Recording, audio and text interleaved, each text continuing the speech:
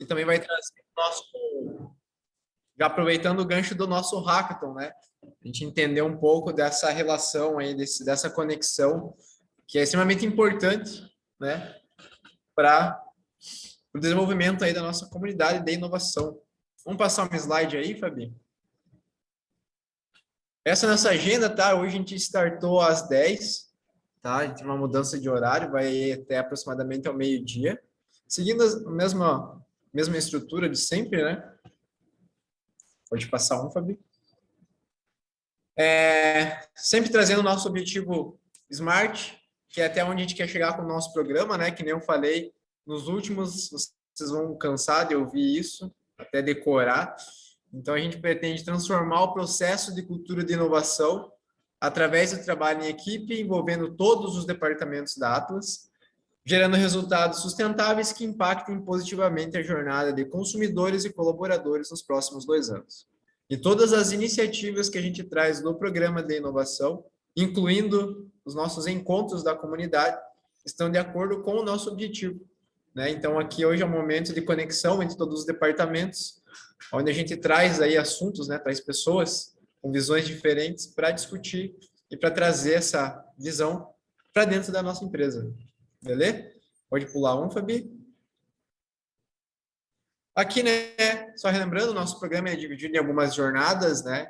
Dentre elas, o mapeamento de desafios que a gente roda, o Idea Lab, que a gente está rodando agora, em breve vocês vão ter lá no nosso grupo da comunidade algumas informações sobre ele. O Hackathon, que a gente está divulgando, que vai acontecer agora na sexta-feira, mas daqui a pouquinho a gente fala sobre ele.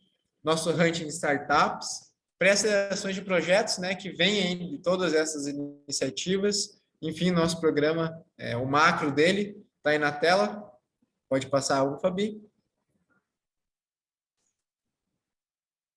E aqui, né, só para relembrar, a gente já teve, então, aí 10 momentos de conexão, né? 10 assuntos, 10 temas diferentes, já passou muita galera por aqui. E hoje a gente está aqui com o Jax, para o nosso 10º encontro. Aqui algumas fotinhas, né? E eu acho que agora a gente starta.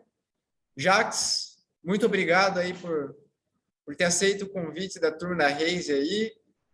E, cara, é contigo. Se apresenta aí, vamos trocar ideia. Já trago aqui, já só para você saber, a gente tem vários departamentos aqui, tá? B2B, processos industriais, TI, logística. Todos os departamentos da Atlas estão aqui. E vamos aproveitar o Jax aí, perguntar e fazer um bate-papo muito bacana aí. Jax, é contigo. A gente está aí no back office aí para qualquer coisa. Obrigado, Mike.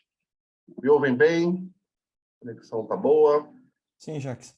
Dá para ouvir e ver bem. Maravilha. Como é que vocês estão aí nessa manhã? E eu queria começar agradecer ao pessoal da Raise, Marcos, a Fabiana, que está aí com a gente, e agradecer a vocês da Atlas, na pessoa do Mike, enfim, pela oportunidade. Eu me sinto muito honrado de estar aqui com vocês e poder contribuir, vendo nessas palavras iniciais os objetivos do programa, do On Fire, desses encontros e como isso se encaixa. Eu fico muito alegre de poder ver esse tipo de iniciativa, a postura, essa meta de ter uma cultura de inovação e, enfim, poder participar, contribuir um pouco.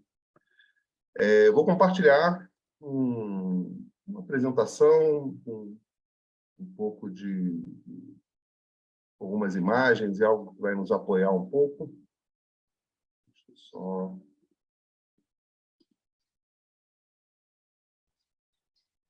Enquanto o Jax coloca o material, o Mike e o pessoal, né?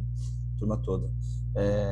Hoje a gente tem um convite especial para o Jax, porque quando eu o conheci, deve fazer o quê? Uns 4, 5 anos já, a gente se conheceu exatamente no movimento entre uma indústria do sul fluminense buscando se conectar com as universidades. E o Jax aí sendo representante das universidades dentro desse meio. E essa interação, obviamente, foi extremamente valiosa, para a gente de alto impacto aí entre as organizações.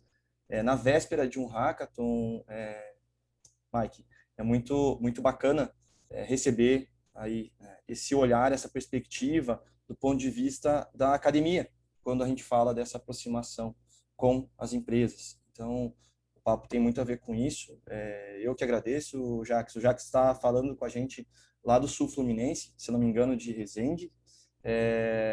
E isso vai ser muito legal, essa perspectiva, né, nacional, né, de outra região, de outro ponto de vista.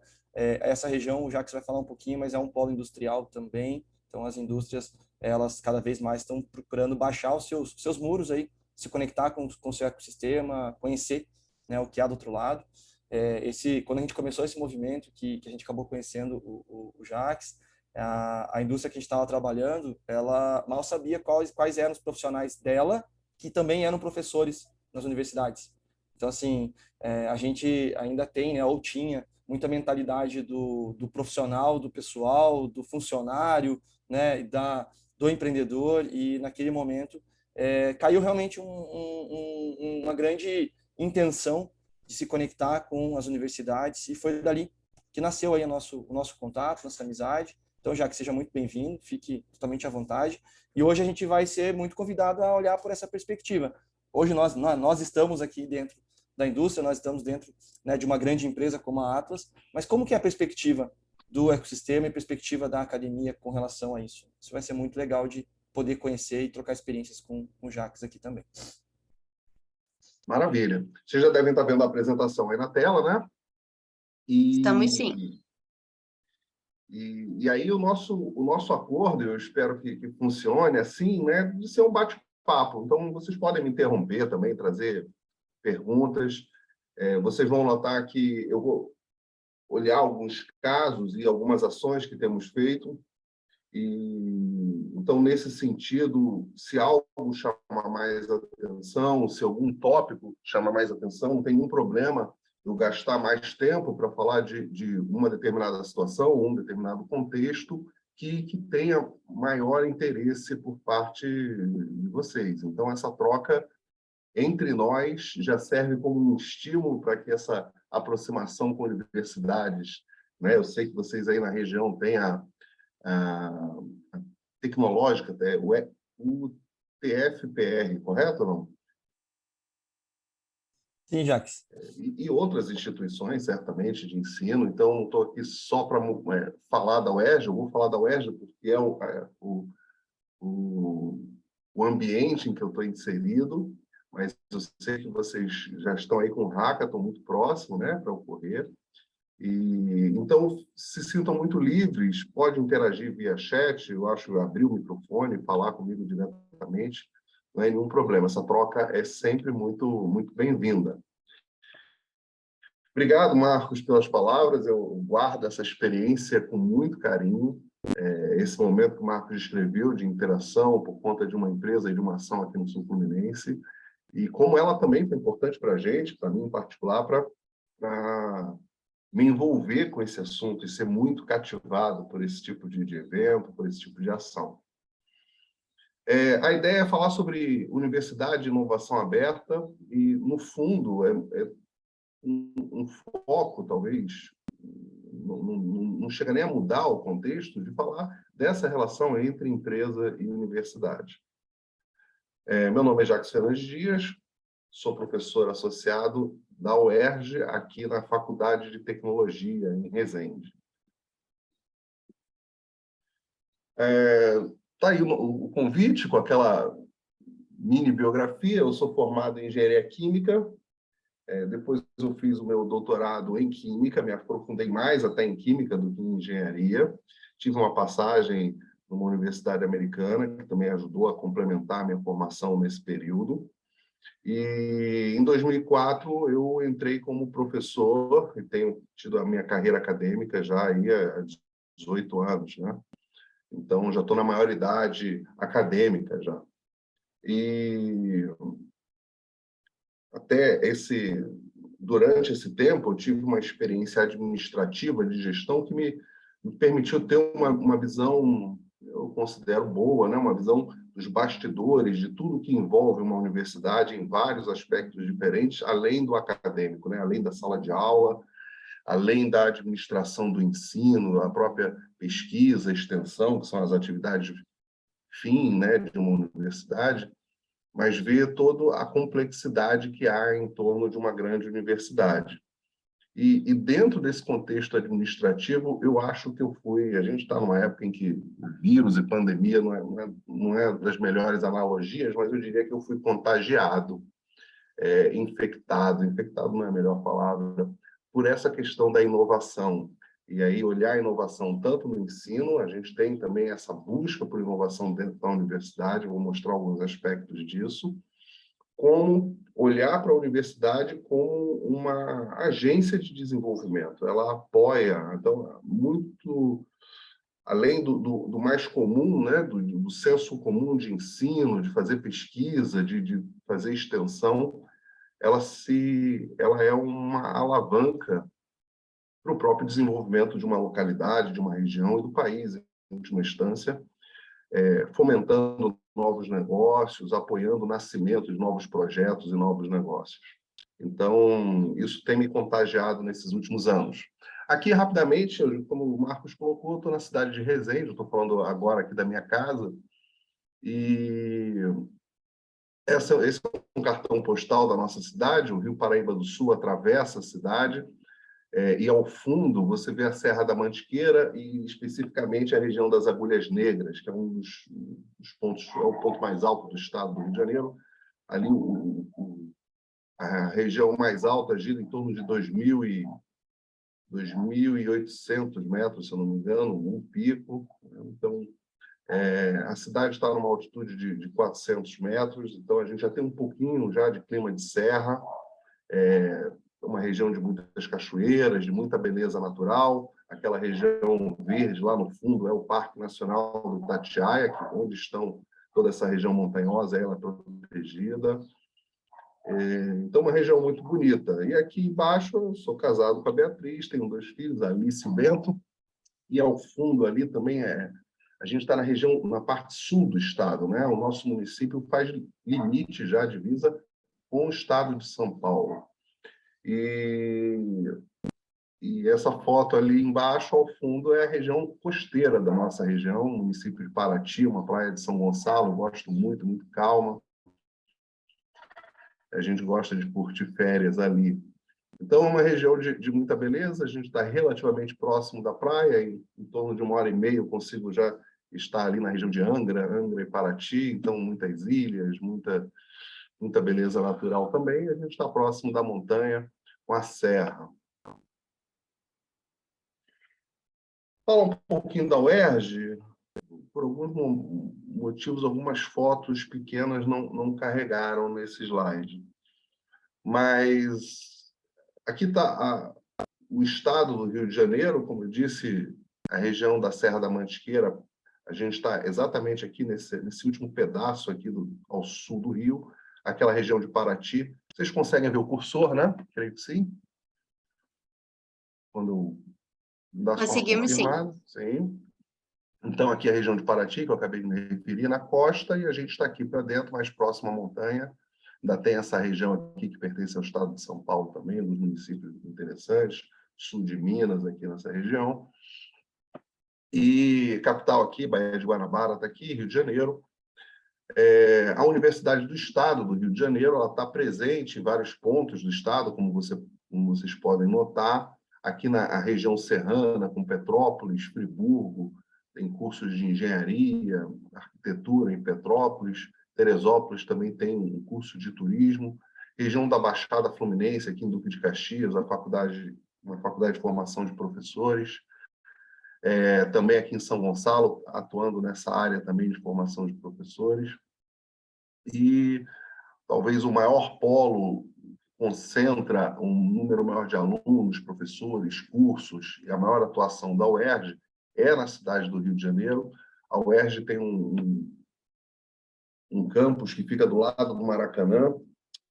Eu não sei se eu falo de futebol hoje, a gente está aí na expectativa, vocês estão aí no Paraná, certamente entre vocês há os torcedores do Atlético Paranaense, eu sou flamenguista, Mas, enfim, a gente fala da UERJ lá no Rio, quando a gente olha o campus Maracanã, ele tem esse nome porque ele fica ao lado do estádio do Maracanã. A maioria das fotos aéreas do Maracanã tem uma estrutura de concreto relativamente pesada, né? Um prédio grande, um prédio de 12 andares, com pé direito por andar muito bem alto.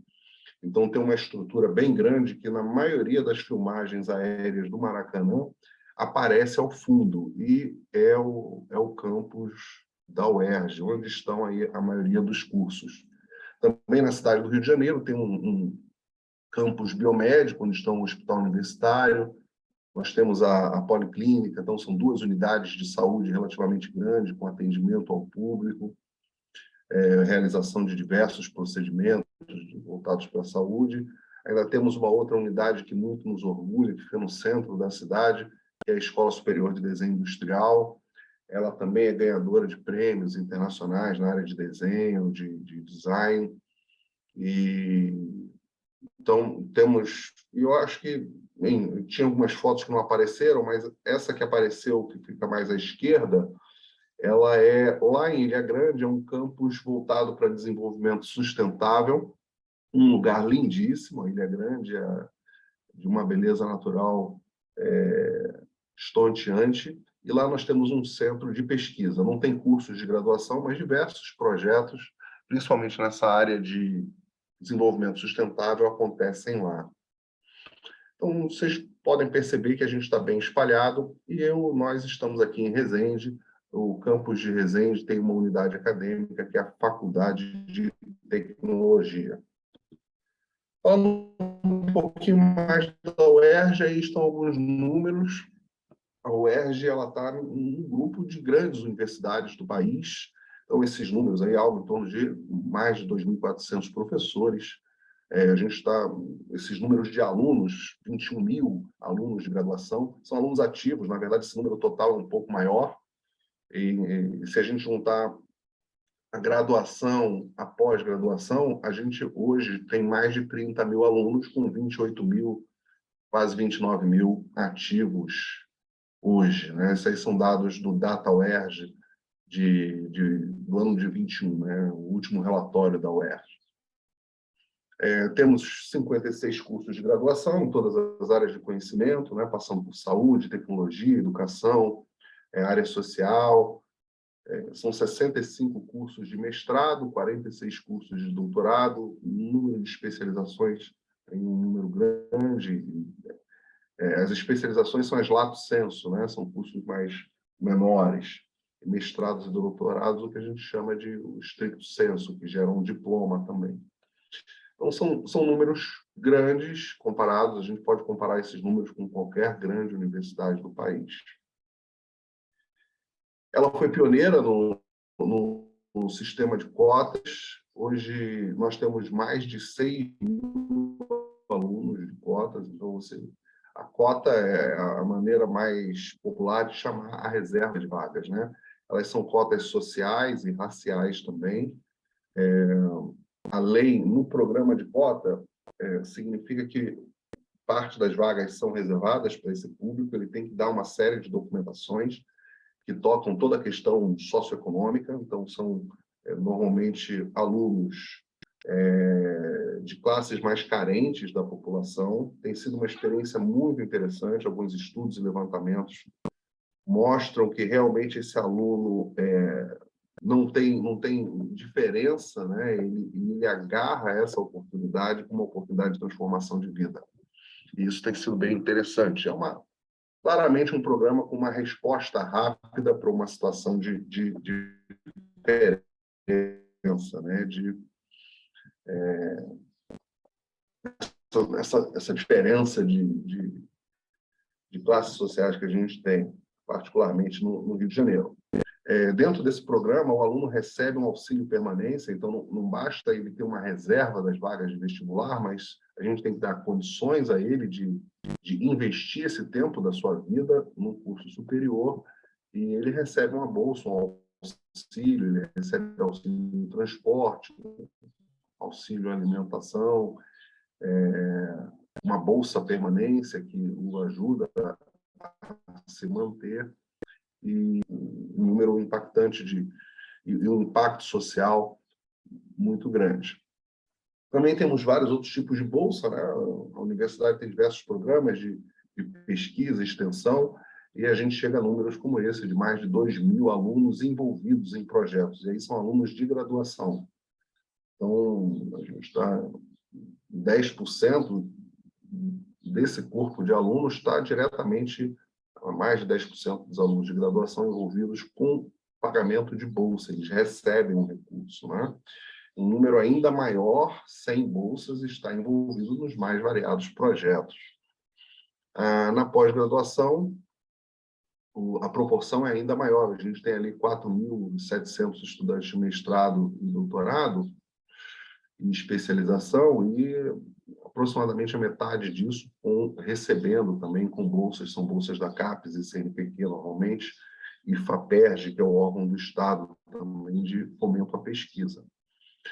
Temos uma série de convênios internacionais, a presença de alunos internacionais, a gente recebe gente da Europa, a gente recebe uma quantidade de alunos que vêm da África também, de países de língua portuguesa, tem sido um trabalho bem interessante também. E aí um número de convênios, dentro desses convênios, mais de 200 convênios, a maior parte deles, na verdade, nesse número de mais de 200, são 200 e pouquinho, são convênios com empresas, órgãos do governo, voltados para a cooperação. A gente deve falar um pouco mais sobre isso ao longo da apresentação. E algo que muito nos orgulha, né? E mostra claramente que a UERJ, eu sei que eu posso soar, talvez esteja soando como, né, fazendo só propaganda, mas mostrar que isso traz para a UERJ esses números e a postura que eu devo mostrar, e a partir de alguns casos, mostram o reflexo disso, uma ótima avaliação. O CWUR, né, Center for World University Rankings, é um centro de pesquisa exatamente de ranqueamento de universidades internacional. Eles olham mais de 20.000 universidades no mundo e a UERJ é colocada como a 8ª do país pelo 9º ano consecutivo. O estado do Rio de Janeiro passou por dificuldades particulares, a gente tem essa crise da pandemia que afetou o mundo inteiro, mas o estado do Rio está em recuperação fiscal, passou por momentos muito difíceis, principalmente em 2016 e 2017, e é muito bom ver que esse lastro de conhecimento e de ações consegue ser resiliente, consegue perseverar, mesmo em momentos difíceis do ponto de vista de orçamento do Estado. E a gente se mantém sempre, na maioria das avaliações, entre 7º, 8º e 12º do país. E aí exibe também a posição no mundo, né, entre essas 20.000, mais de 20.000 universidades. A UERJ está entre as primeiras 1.000, uma posição ali de 653. Então é algo que muito nos orgulha. Eu não me formei na UERJ, eu me formei na Federal do Rio de Janeiro, a UERJ é do Estado do Rio de Janeiro, mas desde que eu entrei para a UERJ, eu me apaixonei pela instituição, a forma como ela trabalha é diferente dos outros locais em que eu já tinha passado, e a gente tem realmente muito orgulho da nossa casa. Bem, vamos começar a conversar um pouco, e esse é o foco hoje, de como a universidade pode conversar com a sociedade, principalmente com empresas, e com esse pano de fundo, com esse objetivo, com esse eixo de inovação. E aí eu estou colocando aqui qual o nosso foco, né, e qual o meu objetivo para a gente atingir juntos esse foco, isso que a gente quer nessa manhã. Né? É buscar paralelos. Eu quero contar algumas coisas e contar algumas histórias. Eu tenho que ficar atento à hora, porque às vezes eu falo muito, não sei nem se eu sou um bom contador de história, mas às vezes a gente se empolga, como vocês podem ver. Mas a ideia é que vocês consigam, ao longo da minha fala, observar alguns paralelos. Há dificuldades e há também motivações voltadas, por exemplo, para a inovação, que são semelhantes. Então, empresas e universidades guardam semelhanças também nos seus objetivos. É claro que um dos focos da universidade é a formação de pessoas, formação de de mão de obra, de gente de qualificação humana, né? De pesquisa também, de descoberta. Em todos esses aspectos, a gente também tem que pensar em inovação, assim como uma empresa nos seus processos, nos seus produtos. Exatamente quando vocês falam dos seus clientes, consumidores, dos seus colaboradores, o pensar em inovação é fundamental. Então, a minha ideia é meio que mostrar um cardápio. Não sei se vocês conseguem ler com clareza aí esse... Eu pensei em cardápio e quando eu pensei na Atlas, eu eu me sinto muito honrado de estar com vocês hoje. Quando eu pensei na Atlas, a Atlas ela trabalha com equipamentos que estão nos bastidores de um momento importantíssimo da vida, que é quando nós estamos ao redor de uma mesa, né, nos alimentando. É sempre um momento importante de troca, né? E a gente se alimenta não só do alimento, a gente se alimenta de relacionamentos e tudo. E vocês lidam muito com isso. E aí, pensando nesse contexto, eu trouxe um cardápio, porque é um pouco disso do que eu quero, do meu objetivo hoje de manhã, é mostrar um cardápio de possibilidades.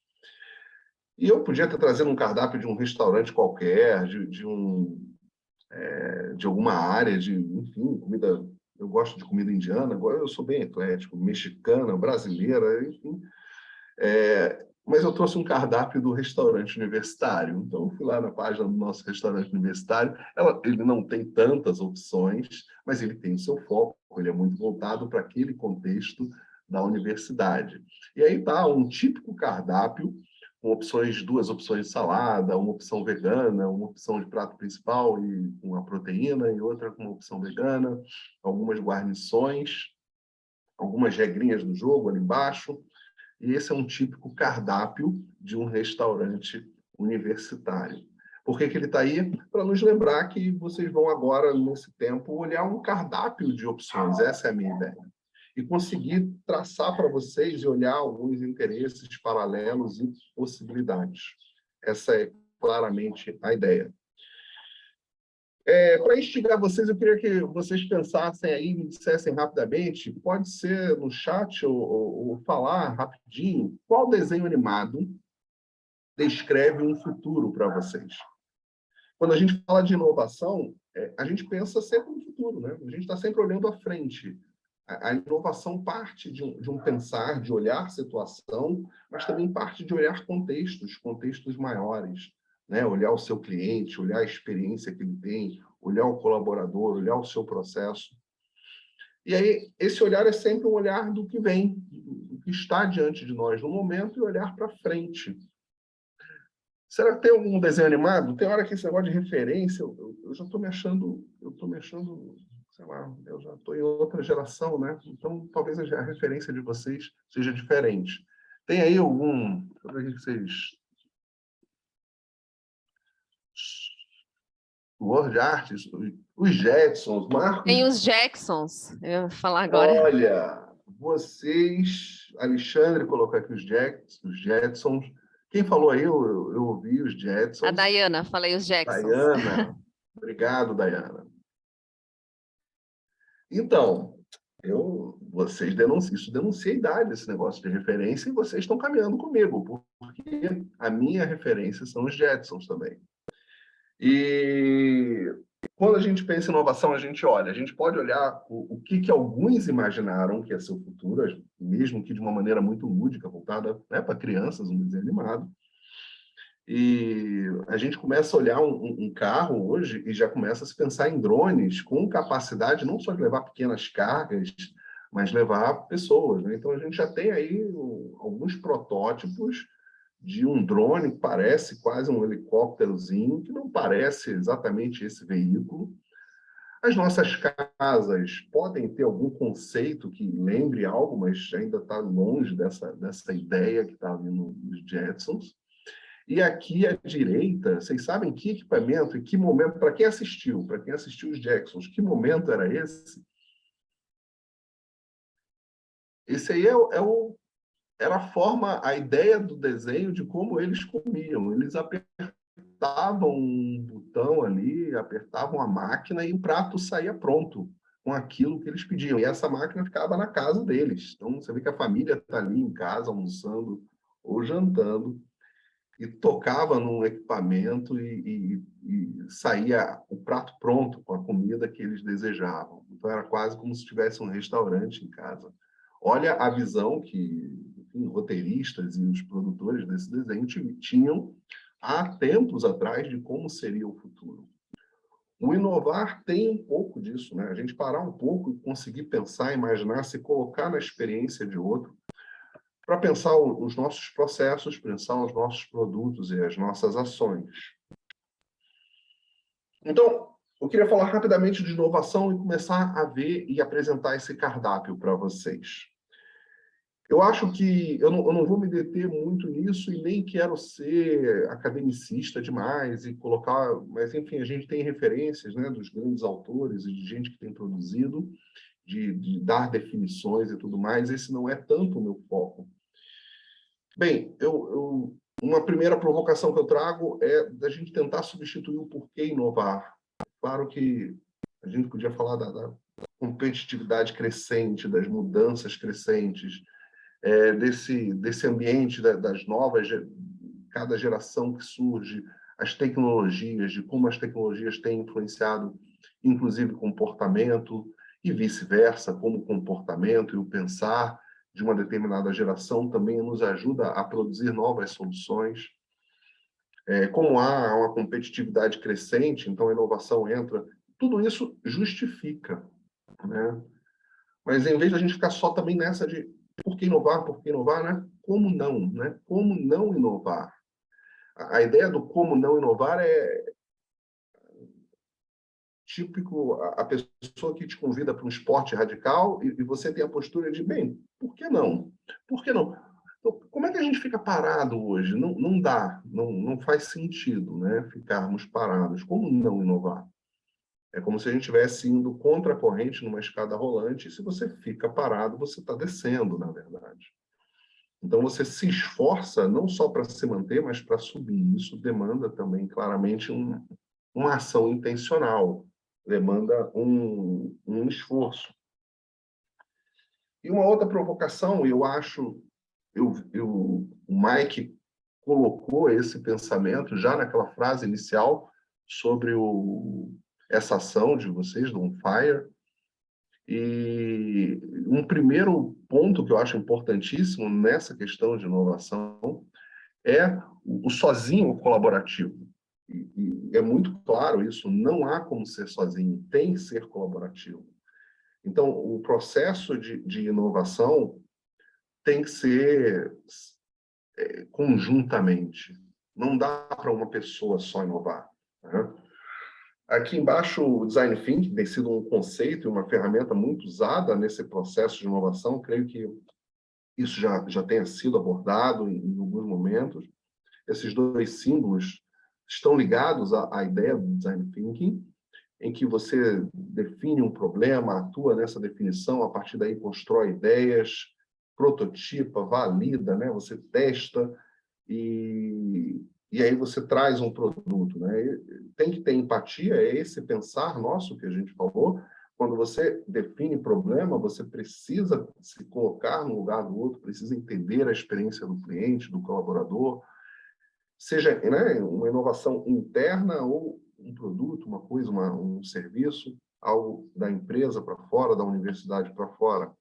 Então, você precisa ter uma dose muito grande de empatia, definir bem o seu problema, e aí entrar nessa rotina de propor, prototipar, testar, validar, e aí retorna esse ciclo aperfeiçoando. E aí o que se espera é gerar, né? Gerar a inovação. Nessa questão, enfim, quando a gente olha até a história e o contexto brasileiro de universidade, o século XX, ele produziu muito o conhecimento específico. Então, na universidade, nós somos cheios de especialistas em todas as áreas. Então, eu, durante o meu doutorado, eu estudei uma química teórica, quântica teve que entrar na minha cabeça para calcular propriedades de compostos muito específicos. É claro que, para construir esse conhecimento, a gente também alarga as fronteiras do nosso conhecimento. Então, a gente conhece mais coisas, mas a gente conhece muito a fundo uma pouca coisa. E a gente se torna um especialista em algo. Mas qual é o problema hoje em que uma única especialidade resolve? Das nossas grandes demandas como sociedade, qual é o problema que uma única especialidade resolve? Então, a gente tem que ter algo de generalista. E, ligado a esse assunto, é a colaboração. É provável que você tenha várias formações em qualquer problema que tenhamos, qualquer dor que a gente quer dar uma solução.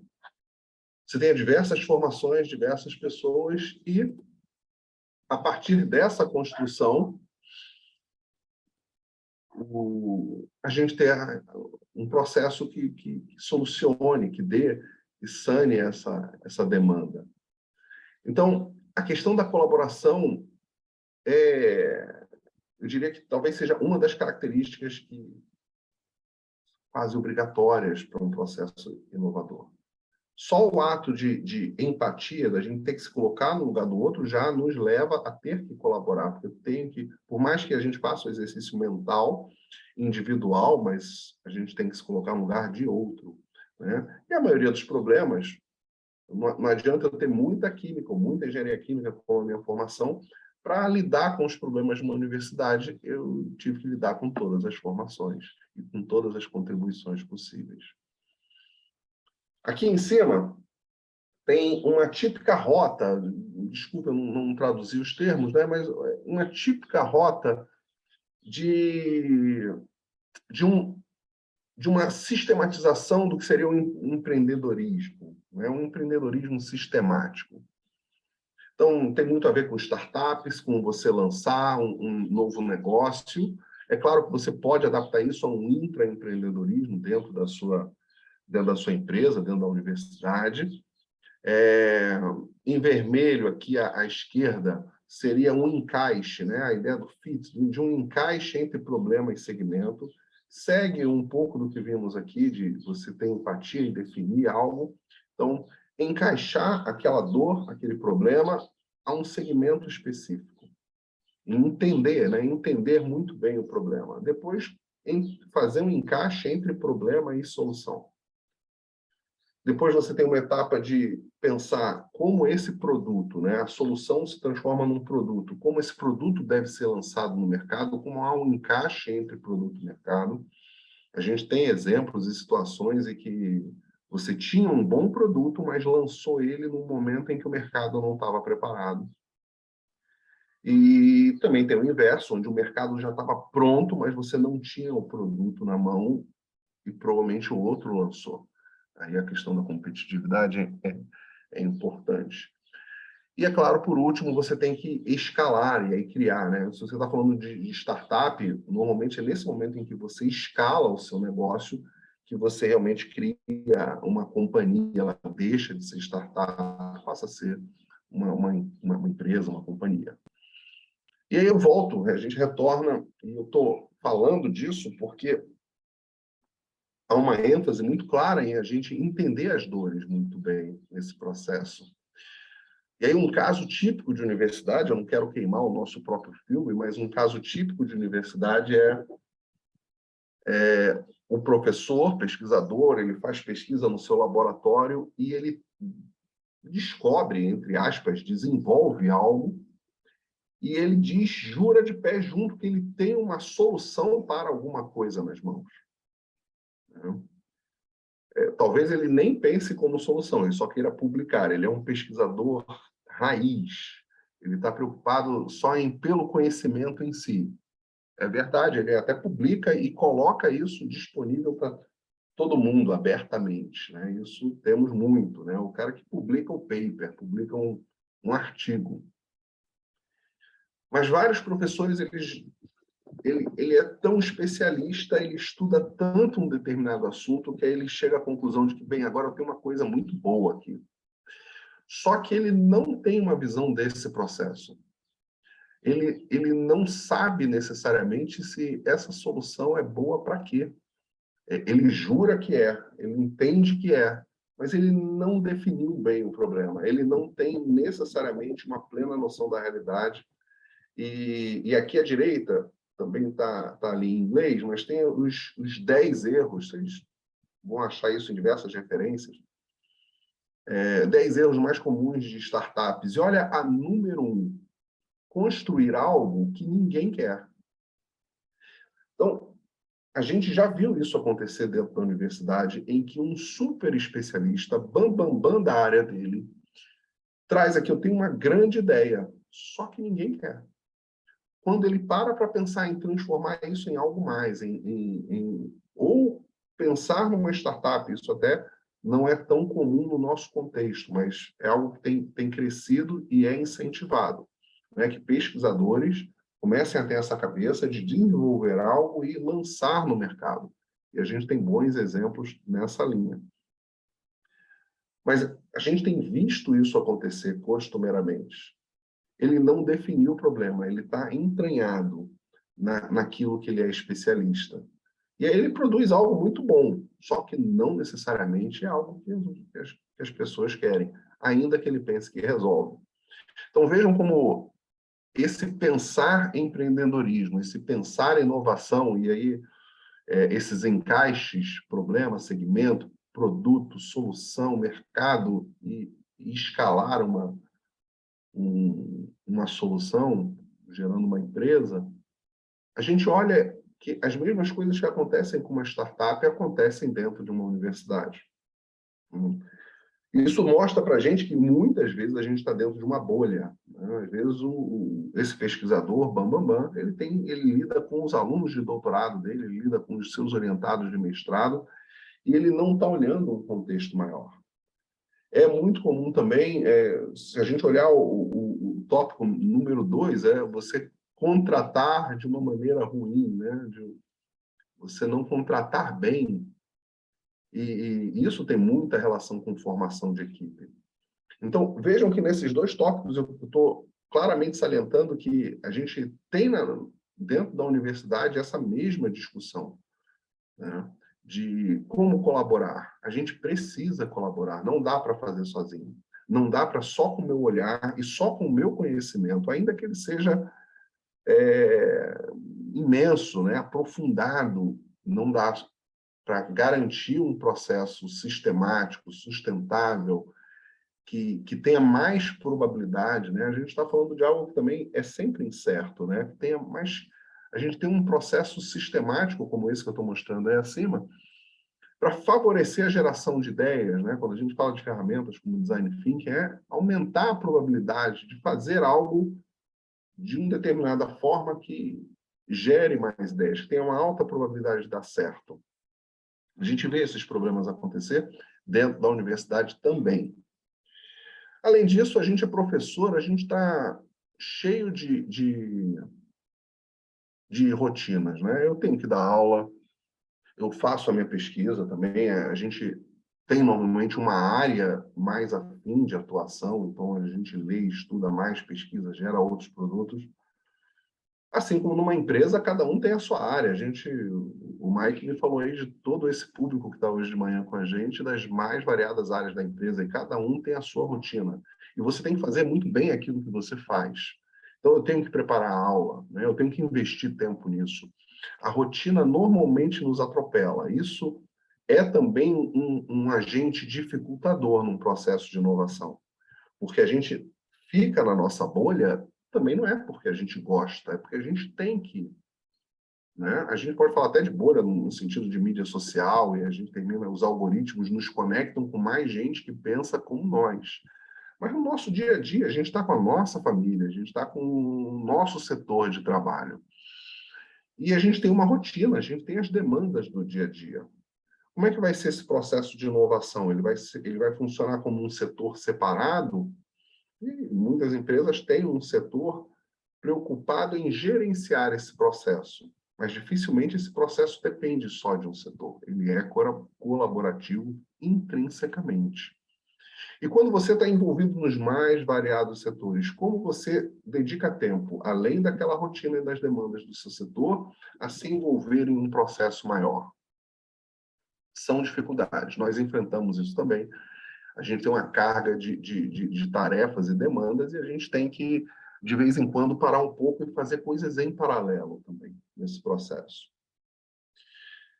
Diante desses obstáculos e de algumas dessas dificuldades que a gente mesmo na universidade enfrenta, me veio à mente essa coisa da corrida, né? Eu não sou nem um grande corredor, meu pai era maratonista, mas a questão da corrida tem 3 situações aí nessas fotos, exatamente com o intuito de, bem, por onde a gente começa? E aí eu vou começar a mostrar alguns casos nossos aqui da UERJ. A gente tem ali o Bolt, 100 metros, recordista, era incrível, ele em 100 metros conseguir dar esse tipo de diferença, que essa foto ele fazia parecer fácil, ele chegava a olhar para a câmera, né, e fazer algumas caras ali na chegada de uma corrida de 100 metros, mas ela é tipicamente aquela coisa de uma explosão, né? Toda a preparação, musculatura, tudo aquilo que a técnica está envolvida numa explosão, ele praticamente não respira, né? Ele não injeta oxigênio, porque ali dura menos de 10 segundos.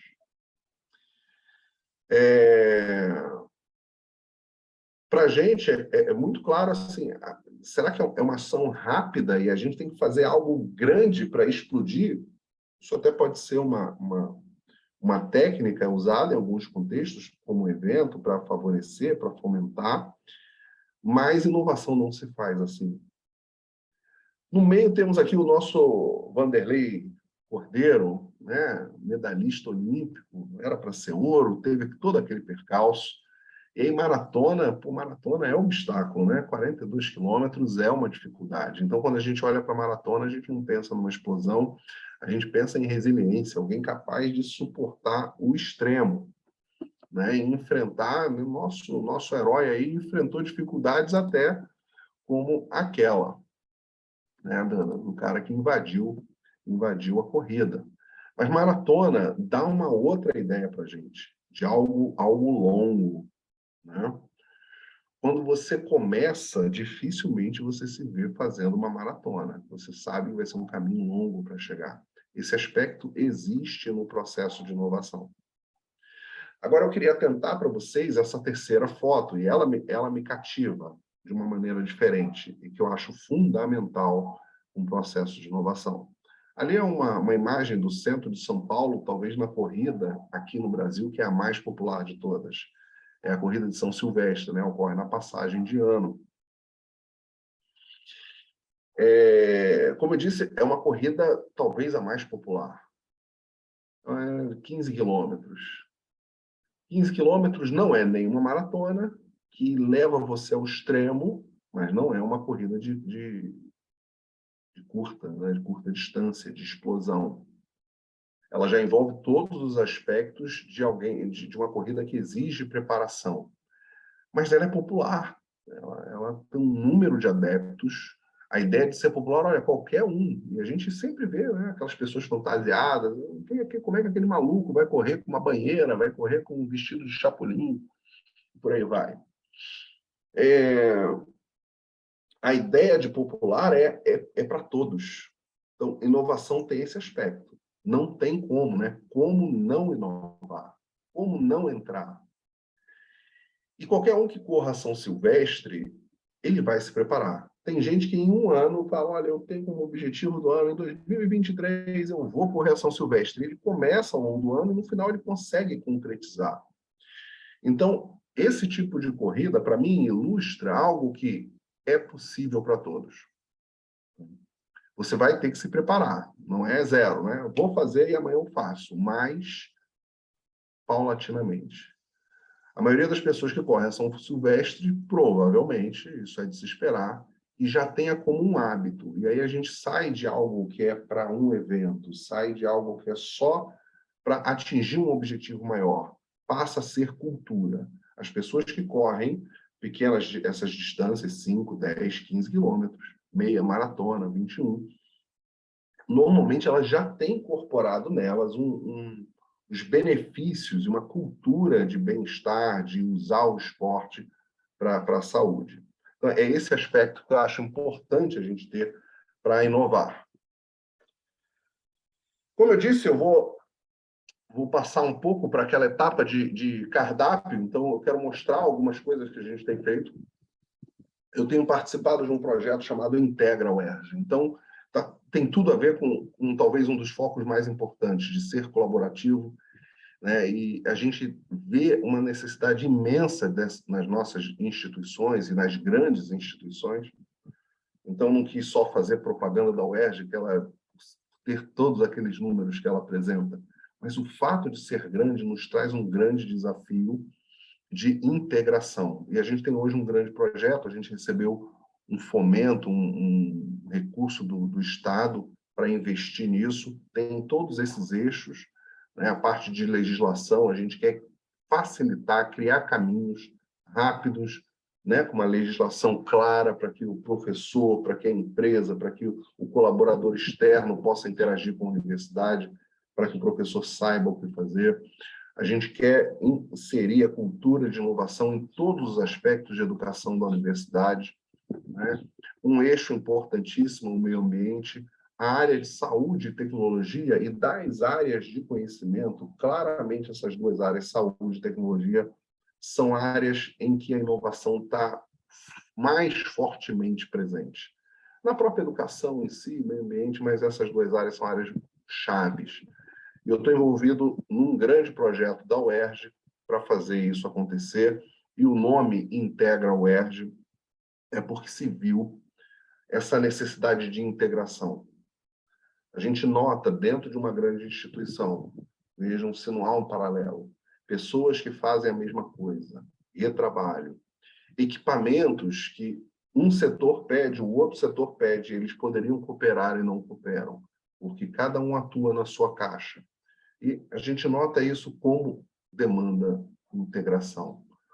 Quais são as grandes demandas do Estado do Rio de Janeiro? A gente tem olhado para isso. O Estado do Rio de Janeiro tem as suas belezas naturais, mas hoje tem a preocupação com violência, tem demandas sociais muito claras, demandas tecnológicas, é um Estado muito ligado à indústria do petróleo, tem que usar o petróleo para alavancar TI, para alavancar outras tecnologias,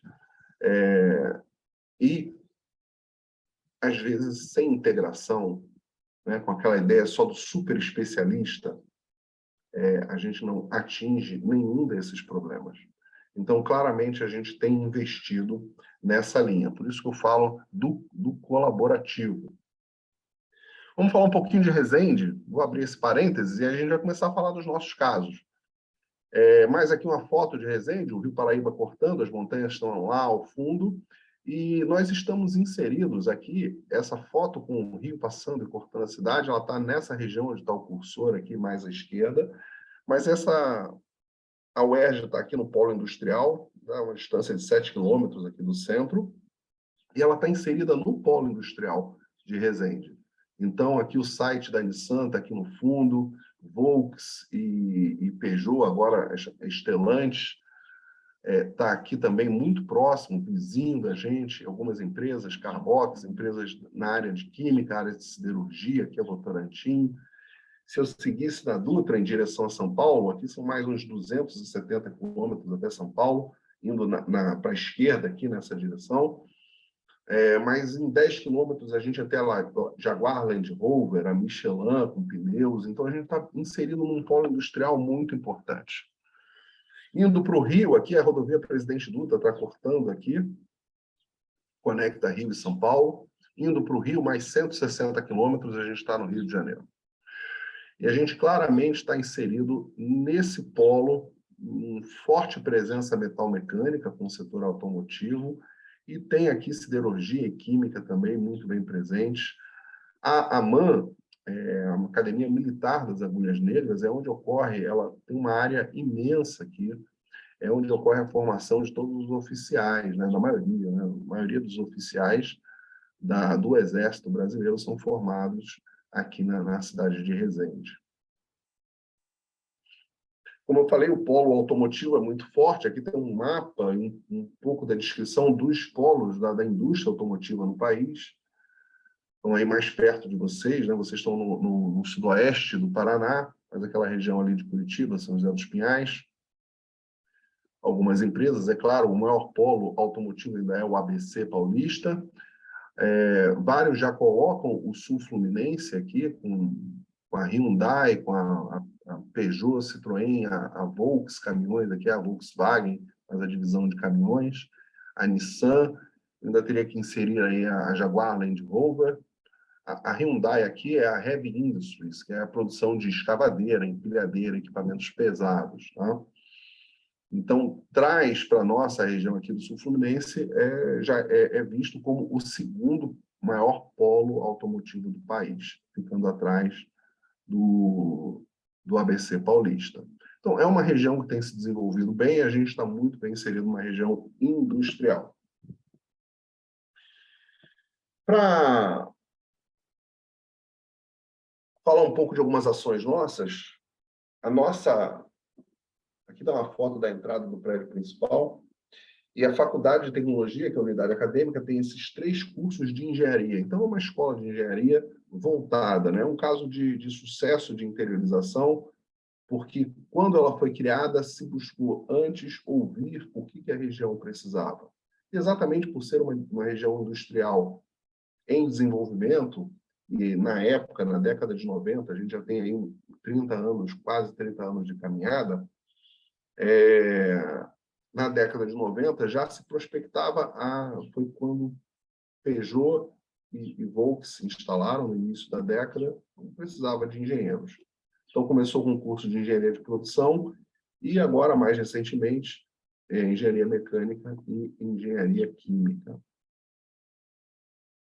Então, a gente tem mais de 1.000 profissionais formados já e a empregabilidade é relativamente alta, todo mundo está se encaixando bem, muito estágio e o primeiro emprego normalmente ocorre na região. Vários dos nossos alunos se fixaram na região, mas hoje a gente tem gente espalhada aí no mundo todo. A unidade tem vários laboratórios, então eu vou passar rapidamente, vocês podem dar uma olhada se alguma área, alguma coisa chamar a atenção de vocês, eu posso buscar exemplos específicos dessa área, mas tem aí metrologia, análise instrumental, é uma parte mais voltada de química para descobrir que tipo de composto, composição de amostras e quanto tem, né? Qualificar e quantificar.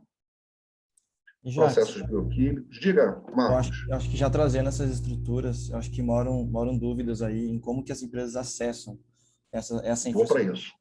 Então, assim, isso eu acho que é um ponto já bem interessante. Chave. Quando você mostrou as cooperações, aí precisa de cooperação, não precisa? Como que uma empresa faz para acessar, né, um tipo de compartilhamento ou de uso de recursos que, por exemplo, né, a academia possui, como, por exemplo, laboratórios?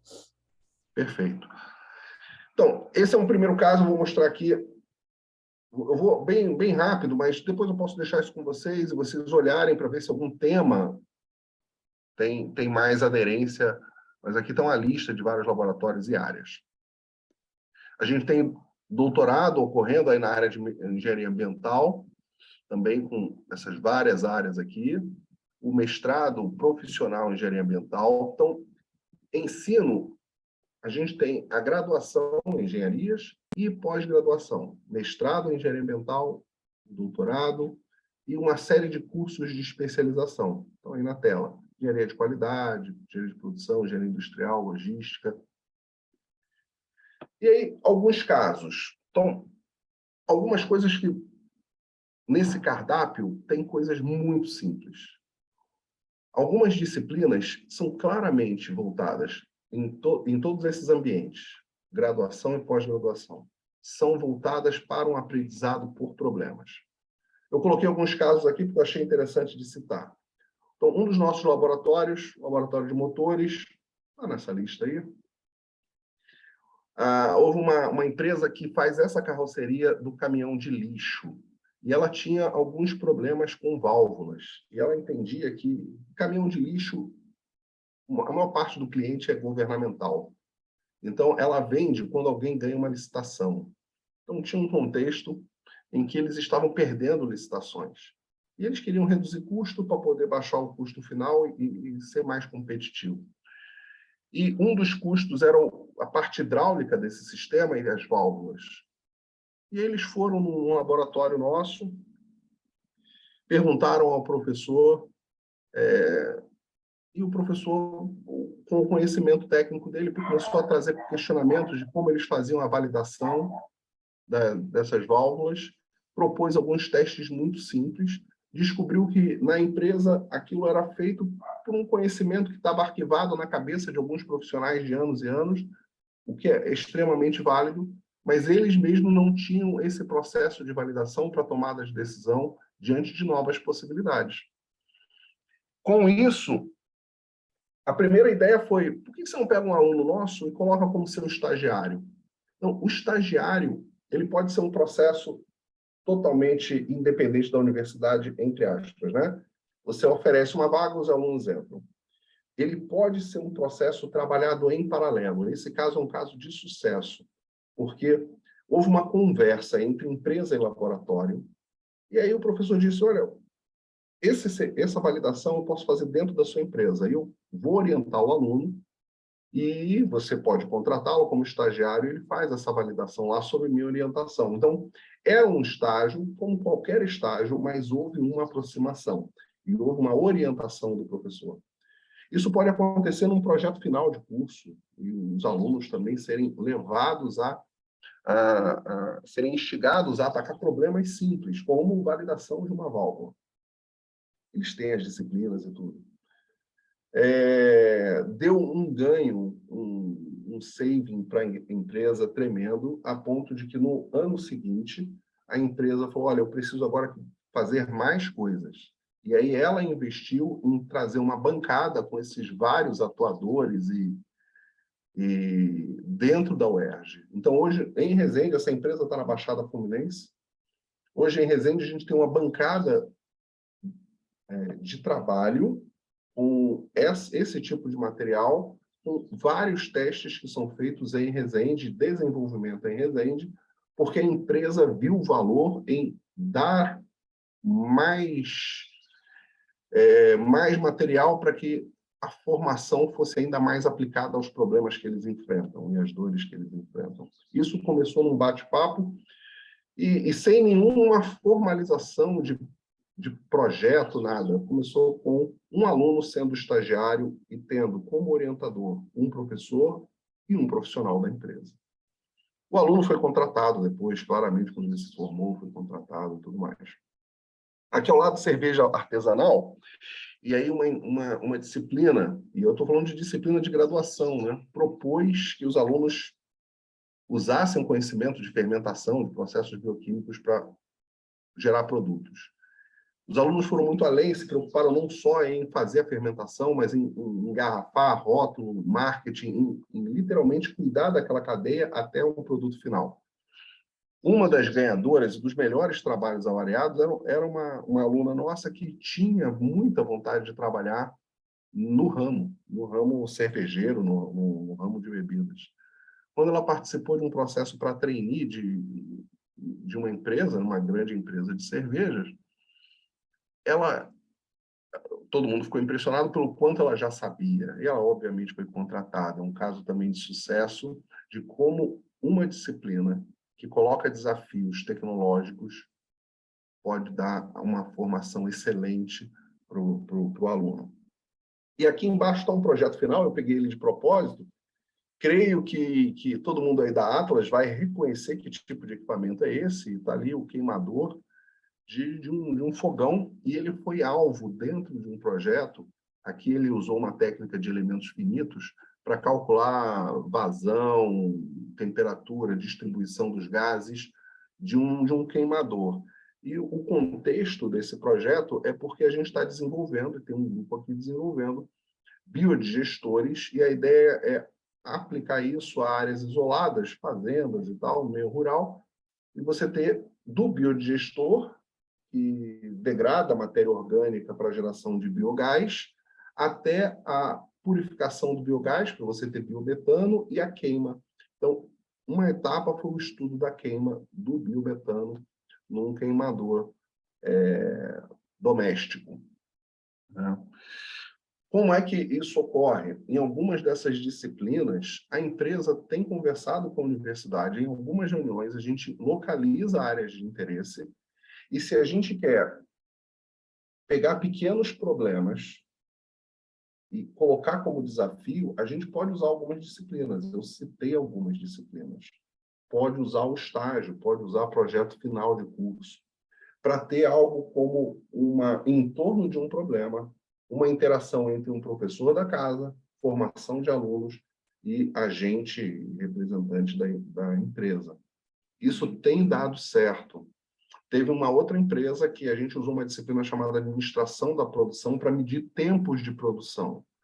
E a gente chamou a empresa para participar da avaliação dos grupos. E eram algo em torno de 5 grupos. Uns 40 alunos, que não daria para fazer nenhuma visita à empresa com 40 pessoas pela logística disso. Mas a gente conseguiu que a empresa nos desse algumas informações.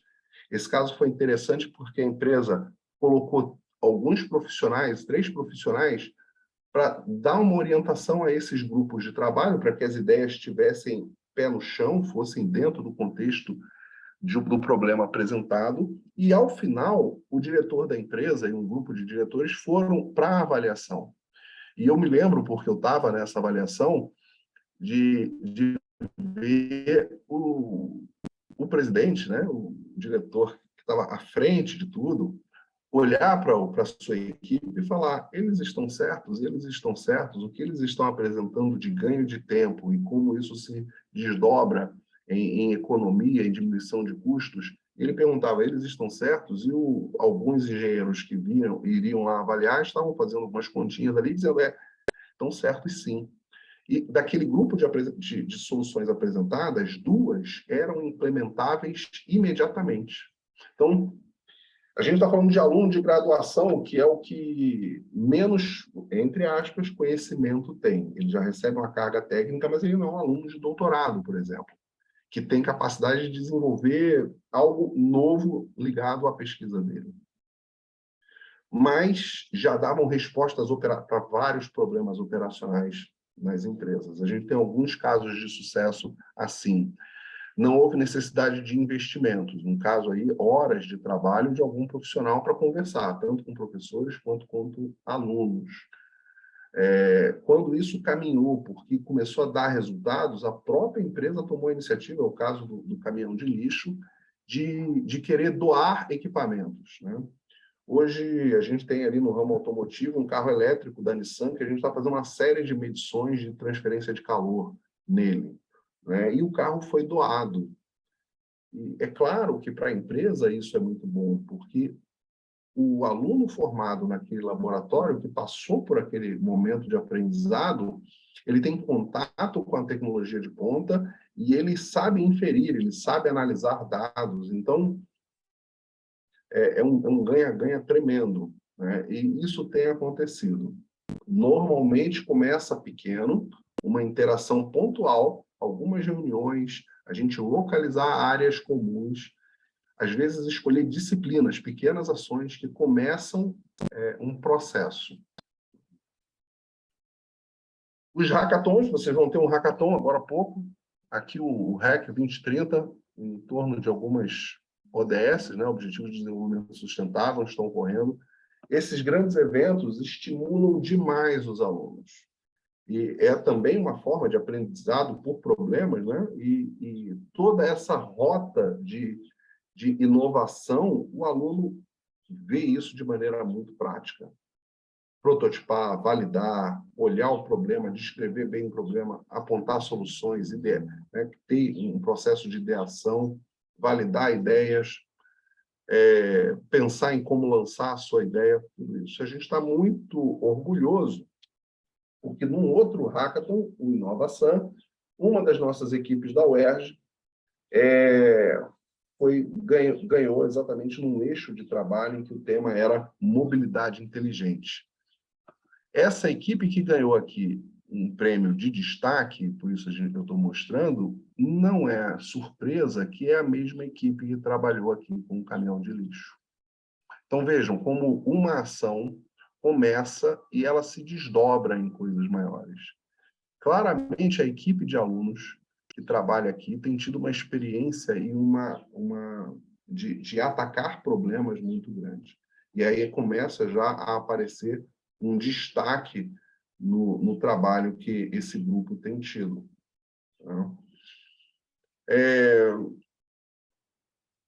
Em alguns casos, a gente detecta problemas, situações, e uma maneira rápida que a universidade pode atuar junto às empresas é dar algum tipo de formação.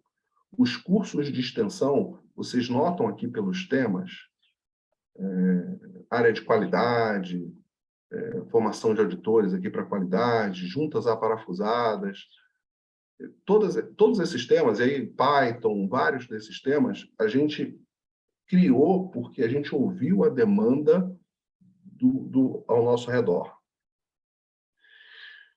Criar um curso de graduação, a gente dá muito conhecimento e cria uma base. Mas se a gente quiser algo específico, a gente pode, em poucos meses, modelar um curso para uma formação aberta, né? O curso de extensão, pessoas das empresas, os alunos, em alguns casos, a gente pode modelar como fazer. E em alguns desses cursos, a gente faz in company. Então, quando há um interesse bem fechadinho, a gente pode, dentro de um programa de inovação, dar treinamento em uma área específica. E isso é algo que aproxima. Nesse processo, onde há alguma formação, na maioria dos cursos de extensão, a gente quer desenvolver trabalhos. Então, é muito comum você não só aprender conteúdo teórico, é você colocar isso em prática. Normalmente, isso dá um bom resultado e é relativamente simples. O custo de um curso desse, normalmente, é muito baixo. E dá um retorno também nesse sentido, de trazer para a empresa possibilidade de interação com a universidade. Quando a coisa caminha muito bem, a gente pode ter uma vertente de ter... Às vezes, as empresas, isso é importantíssimo, quer desenvolver fornecedores, desenvolver que outros parceiros colaborem com a empresa. E nós temos incubadoras, as universidades hoje têm se preocupado com isso, ações como essa, de ser um ambiente que possa receber projetos e empresas dentro do campus. Essa é uma ação que a gente tem aqui em Resende. A gente, inclusive, quer dar um passo além de ser a sede, de ser a base de um parque tecnológico, né? Aí ações do governo, empresa e universidade caminham juntas para fomentar a criação de novos negócios e a atração de novos negócios. A incubadora tem um papel muito fundamental nisso. Além de estimular os alunos a transformarem ideias em negócios. Esse é o papel fundamental de uma incubadora, é um nascedouro de empresas.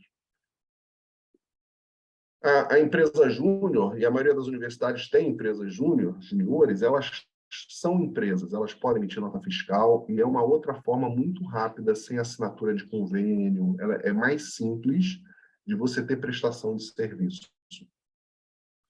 Contudo, os laboratórios, e aí alguns exemplos de laboratórios aqui, Centro de Inovação é um laboratório nosso voltado para a área de inovação. Alguns laboratórios, como universidade, podem prestar serviços.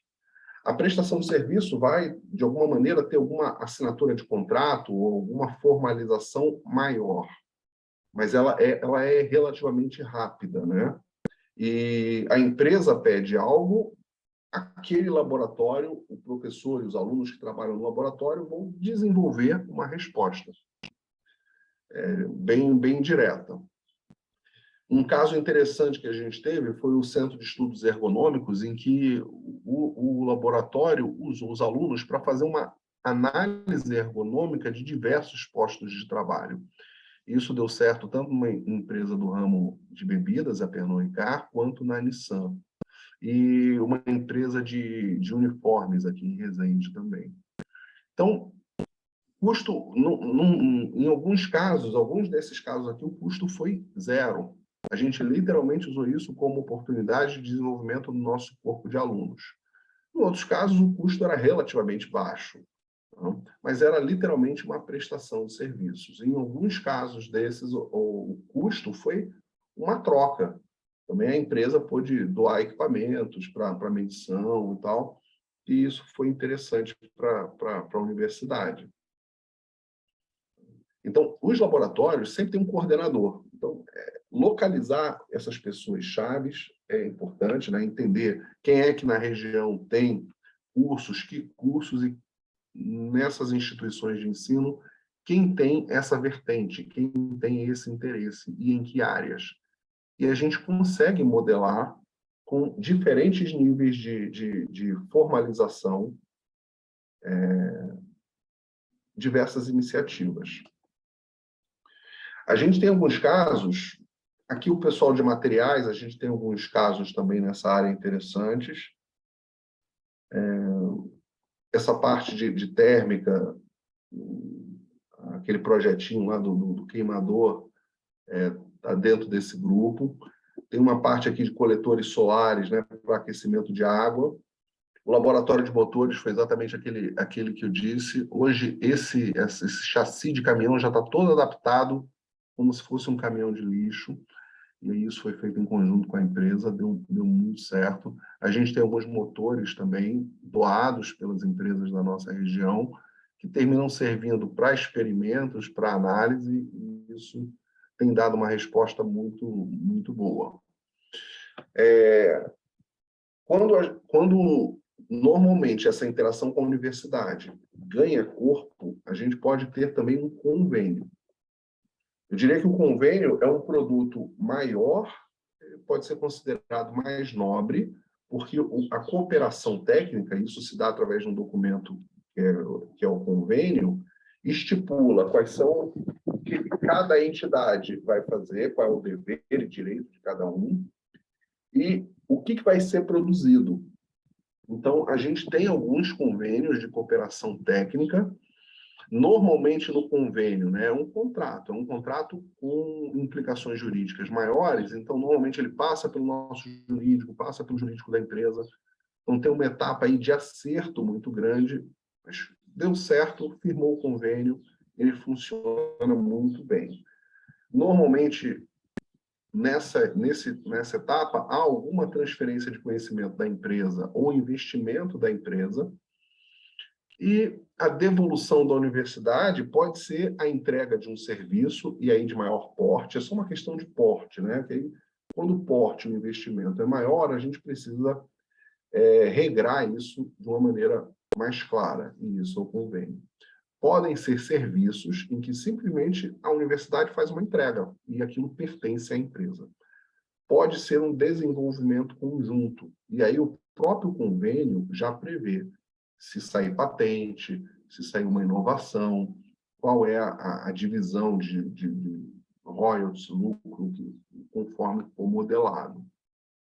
Construído sempre a dois, né? Construído sempre entre as duas entidades. Então, um convênio talvez seja essas coisas que eu estou mostrando, que começam pequenas, elas podem começar como uma conversa entre empresa e universidade sobre ergonomia.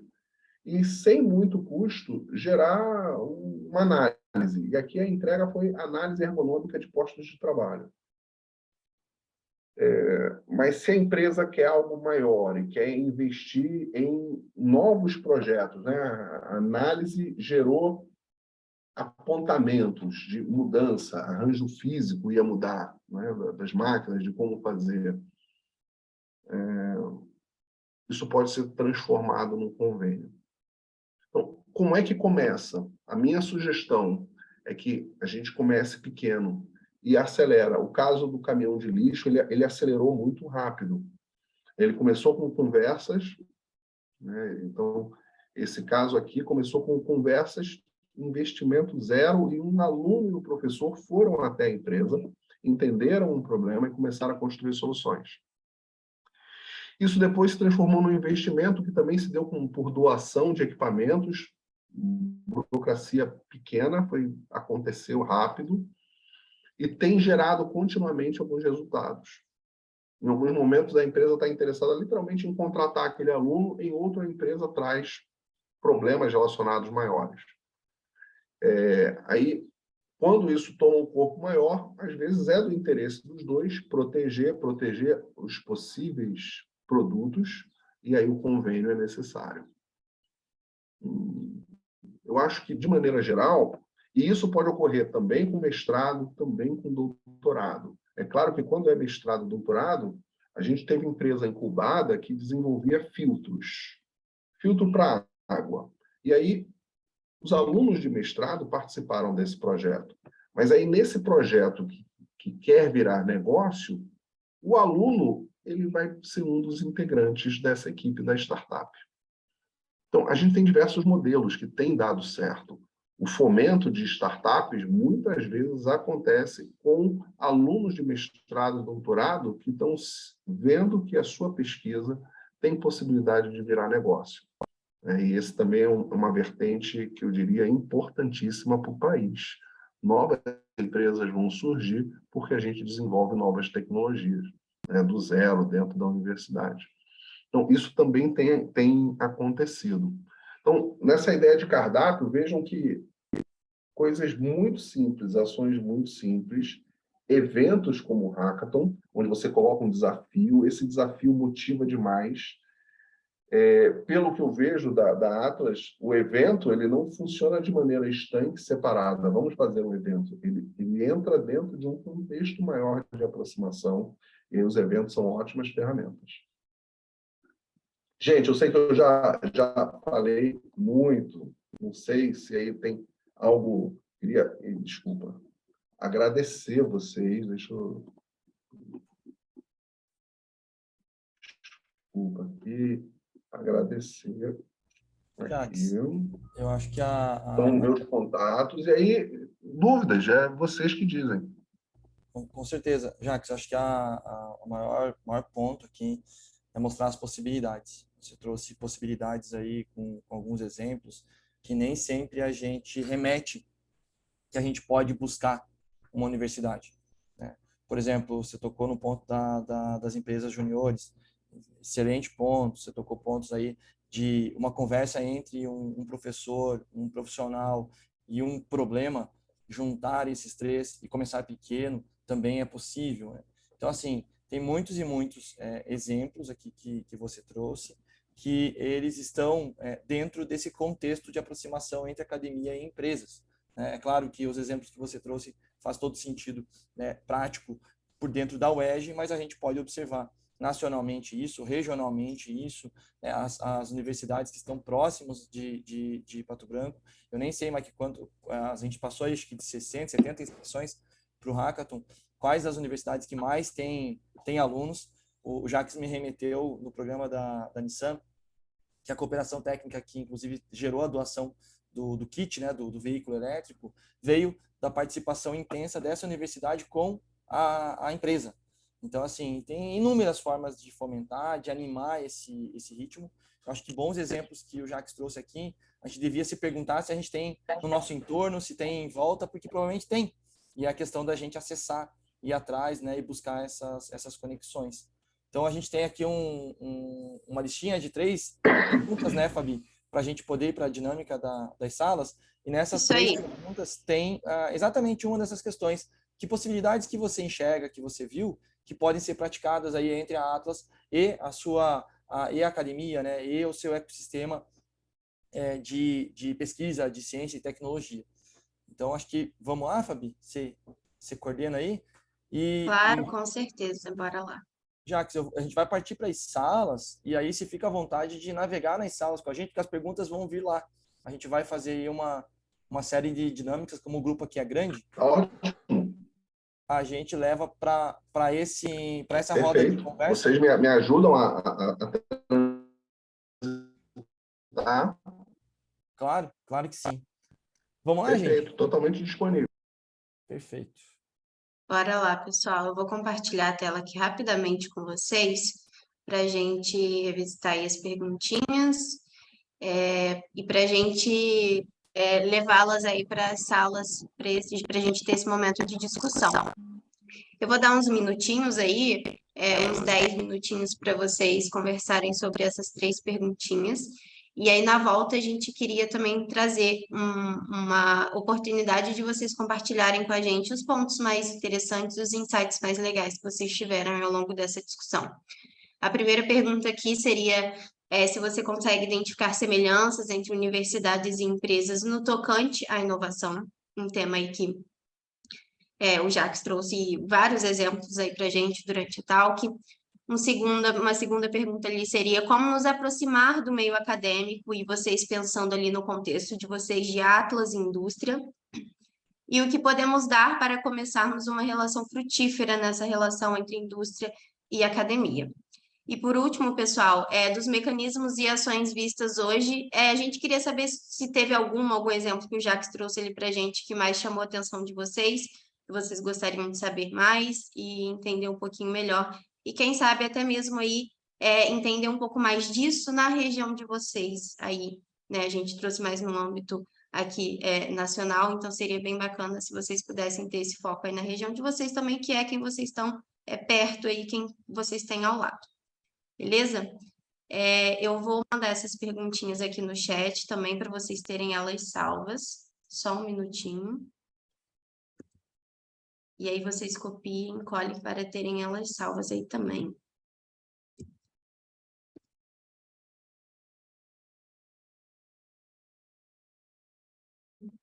Prontinho, pessoal. E aí, eu só vou abrir as salas aqui para gente. Só queria pedir uma ajuda aí dos cofacilitadores para levantarem as mãozinhas aí, só para eu saber quem está online. A Dani eu já vi que está, Daniela Cristina Borges. Acho que a Luma também está, né, Luma?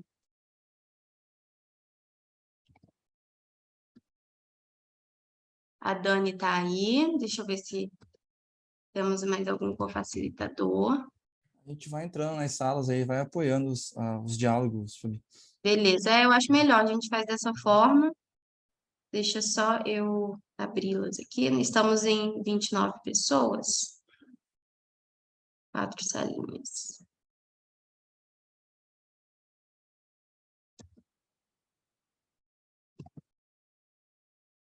Prontinho, pessoal. Vou abrir aqui e a gente passeia pelas salas com vocês, tá bom?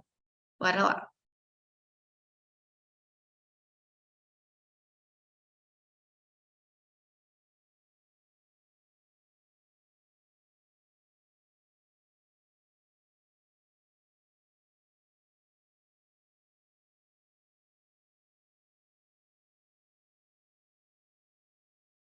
Isso. A pergunta foi mais assim, cara, vocês têm esse controle, têm esse acompanhamento, digamos assim, né? Porque isso seria uma coisa que é bacana, que geralmente tem uma contrapartida da empresa, e a gente aqui, como Atlas, a gente não sabe fazer isso ainda, né? É mais isso. Posso dar uma resposta de 30 segundos? Isso. Por favor, Jacques, acho que essa é uma questão massa para todo mundo aí. Vamos lá. Que bom. A pergunta é excelente, Dorli. E a resposta é muito positiva. Sim. E as FAPs, Fundo de Amparo à Pesquisa, elas são estaduais. O CNPq é nacional, FINEP nacional, todos esses órgãos de fomento, a Embrapi, todos esses órgãos de fomento. A gente tem classicamente divisão acadêmica, que é científica, é o nome normalmente, e a divisão tecnológica. O orçamento da acadêmica se mantém, e aí a da tecnológica está aumentando dia a dia. Alguns editais. As universidades estão de olho, elas abriram o olho, certamente. Isso é um movimento muito claro.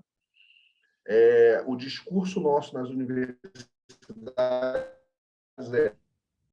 não vai ter espaço na academia, tem que entrar e colocar doutores, mestres e alunos dentro da empresa. Então, tem editais com recursos para que imagina isso, o aluno de doutorado, de mestrado, ele não é seu funcionário ainda, mas você tem 0 trabalhista, mas ele trabalha para você com uma bolsa, né? E se você gostou, enfim, se ele deu o resultado, o que se espera é que você incorpore alguém muito especializado e já trabalhando num projeto para gerar produtos do seu interesse. Então, esse é um edital que está aberto aqui no Rio de Janeiro. E a gente, enquanto universidade, abre os olhos tremendamente para isso. Alguns editais com injeção de recursos para desenvolvimento de projetos. Fundo zero. É dinheiro para compra de equipamentos. Às vezes, alguns equipamentos ficam na universidade, mas ela está produzindo um resultado para a empresa. E na hora de entregar o projeto, na hora de solicitar o projeto, você concorrer a esse recurso, já tem que estar fechado a conversa entre empresas. Então, imagina isso, a UERJ ou uma universidade aí próxima, ela entra como proponente e também a Atlas pode ser um proponente junto com a universidade. Então, para quem está dando dinheiro, para quem está investindo, ele está olhando em pé de igualdade para a universidade e empresa. Isso é algo crescente no país. No Rio de Janeiro isso está acontecendo e as universidades todas estão se envolvendo nesse processo. É um motivador para a gente sair dos laboratórios que só produzem paper, só produzem artigo em revista, para produzir tecnologia. Isso para a universidade está sendo excelente e várias empresas estão aproveitando isso de uma maneira muito positiva. Eu acho que Diria assim... que a universidade é o lugar certo para procurar para isso também, porque esse professor que está acostumado a escrever projeto acadêmico, ele está claramente mudando o seu vetor e escrevendo projeto. Ele já escreve projetos. Reunião de acerto entre universidade e empresa, faz a proposta e começa a executar. É excelente. Eu acho que essa pergunta já engata, Dori, uma missão prática que a gente quer colocar aqui dentro da comunidade da Atlas on Fire, que é o monitoramento de oportunidades de fomento. Porque o que acontece? Esse mundo é um mundo de calendário muito complexo. Cada entidade lança seu calendário, cada oportunidade. Muitas vezes a gente fica sabendo em cima do laço e pede submissão, ou nem sabe fazer a submissão. Então, nesse momento, também está rodando isso aqui, esse FINEP, esse é nacional, muito interessante de transferência de tecnologia. É um programa nacional que ele não remunera o licenciamento da tecnologia, mas ele ampara todo o processo de transferência dela. Então, assim, toda a parte de aproximação, de cultura, de colocar, ele ampara, né? Agora, o licenciamento da tecnologia, não. Então, assim, daí tem outro programa que ajuda a compor esse cara para licenciar a tecnologia. Então, é um mosaico muito grande. E a gente pode ter aqui como lição de casa, e a gente vai organizar isso com os cofacilitadores da comunidade, uma espécie de monitoramento, acompanhamento desses materiais, desses conteúdos, para trazer mais à tona e falar, opa, será que a gente está perdendo oportunidade? Será que não está? Então, isso vai ser uma missão prática na sequência aí do Hackathon, na sequência do papo que o Jacques trouxe, a gente já ia emendar, trazendo essa lição de casa, essa missão para os nossos cofacilitadores. Então, vocês já fizeram um spoiler aí do que a gente quer buscar. Mal. Turma, chegamos meio-dia. Mike, algum recado? Vamos aí. Eu acho que o recado é... Vamos almoçar, né? Não, foi muito legal. E fica aí o convite, né? Vão lá no Hackathon, sexta-feira, a partir das 19h. Dorli, a partir das 17h. Fechou? Muito bom, gente. Ótimo evento para vocês. Acho que o pessoal falou até de levar a família, leve a família mesmo, se integrem com o movimento. Quem for aí, estiver precisando de talentos, vá com o olho de encontrar talentos e trazer para a Atlas também, porque esse é um legado extremamente importante de encontrar pessoas aí com um olhar diferente para compor aí o time da Atlas. Um abraço, gente. Muito obrigado, Jax. E a gente se vê aí no próximo encontro. Valeu. Marcos, obrigada, muito pessoal. Obrigado pelo convite. Fico à disposição de vocês. Obrigada, Jax. Obrigada, pessoal. Tchau, tchau.